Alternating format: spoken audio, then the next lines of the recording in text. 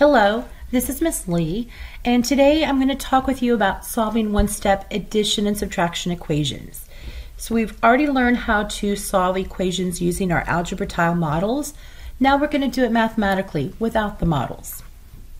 Make sure you have your notes. Pause the video when necessary so that you can stay caught up with your note taking. All algebra really is logical thinking. So I would like for you to solve this problem. It says, I multiplied the number of candles on my birthday cake by 4 and added 6. I ended up with 42. How old am I? Pause the video, see if you can come up with the answer, then come back and check. All right, did you get 9? Maybe, maybe not. How do you think they solve this? Well, if you look at the problem, we're missing the beginning number, aren't we? The starting number. But we're given the end number. So we're going to have to work from the end and go backwards. So we're going to start with 9. I'm sorry, we're going to start with 42 because she ended up with 42. What was it she did before she got 42? She had added 6. So if we're going to go backwards, we're going to have to subtract 6. And 42 minus 6 is 36. Then what happened? Well, before she added the 6, she had multiplied by 4. So going backwards, the opposite of multiplying would be to divide it by 4. And that's where the 9 comes from. Let's try one more. I divided the number of cans I recycled by 2 and subtracted 7. If I ended up with 1, how many cans did I recycle? So pause the video, see if you can get the answer, come back and check.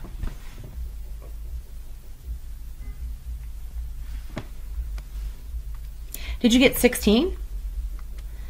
Yes, great job. If not, let's see how we got that. Again, we were given our end answer and we're trying to find the beginning number. So we have to start with the end. So they ended up with 1. And what happened? How did they get that 1? They had subtracted 7. So working backwards, I have to do the opposite, also called inverse operation of subtraction, which is adding. So if I add 7 to the 1, I get 8. And what happened before that? Before that, they had divided by 2. And the opposite of dividing by 2 is to multiply by 2. And that's how they got their 16. We're going to be doing a lot like this in solving our equations. We can use what we call the properties of equality to help us solve equations mathematically. The addition property of equality says that you can add the same number to both sides of an equation and the two sides will remain equal. Think back to our modeling, the scales. When we were making the zero pairs and we added to one side, we had to add the same amount to the other side of the equation or the other side of the scale.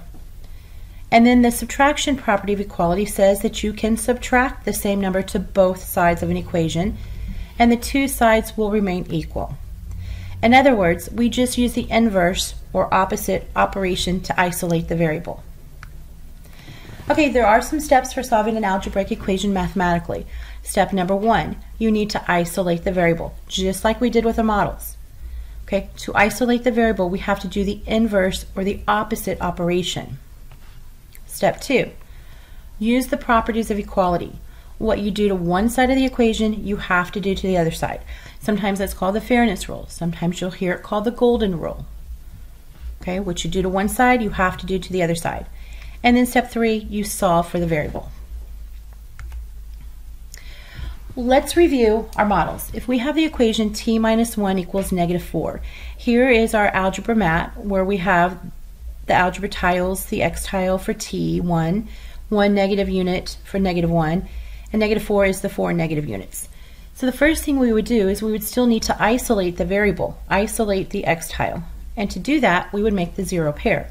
We would add a unit, a positive unit. A negative unit and a positive unit cancel out. What we did to one side, we had to do to the other side, so we added a positive unit on the right side as well. Step 2 was to remove your zero pairs. And then what are you left with? T equals negative 3. So now let's solve it without the models. It's the same process, same thinking, but we're going to do it mathematically with the numbers. So let's go back, use our steps. Step 1, we need to isolate the variable. Okay, here's your equation. What I like to do, and what I would like for you to do as well, is to draw a little line, a short line, vertical line underneath the equal sign. This is going to kind of remind us of our algebra mat, where it's going to show us that there are two sides to our equation. And we need to isolate the variable. The variable is on the left side. With the variable is a -1. We need to get rid of that. So to do that, we're going to use our properties of equality. Oh, sorry, I'm getting ahead of myself. We're going to isolate the variable by making the zero pair, by adding a 1, a +1. Then we use the properties of equality that says what you do to one side, you have to do to the other side. So since I added a 1, a +1 on the left, I have to add a +1 to the right. And then we solve. The -1 and the +1, they make that zero pair and cancel out, so we're left with t on the left side. Bring down your equal sign, and then solve. A -4 and a +1 become a -3. And we're not quite done, because now we need to check. So we're going to take our answer and plug it back into our equation. We're going to substitute -3 for t. So -3 minus 1, does that equal a -4? It does. Same signs, right? You can circle, they have the same signs, -4. And that's how we do it with the mathematically without the models. Sometimes you're going to be asked to represent the solution to an equation on a number line. So our solution was t equals -3. You don't need to do a whole bunch of numbering on the number line. Basically, you're just going to place a dot, a filled in dot, at the solution, which is -3, and just go number 2 more in front and 2 more behind it. So -3, we're going towards 0. This would be a -2, -1. Going to the left, we would have -4 because we're getting smaller, and -5.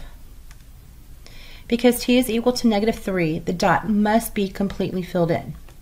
This is saying, hey, this is what it equals. An empty circle dot means something else, which we're going to discuss when we get into our inequalities unit.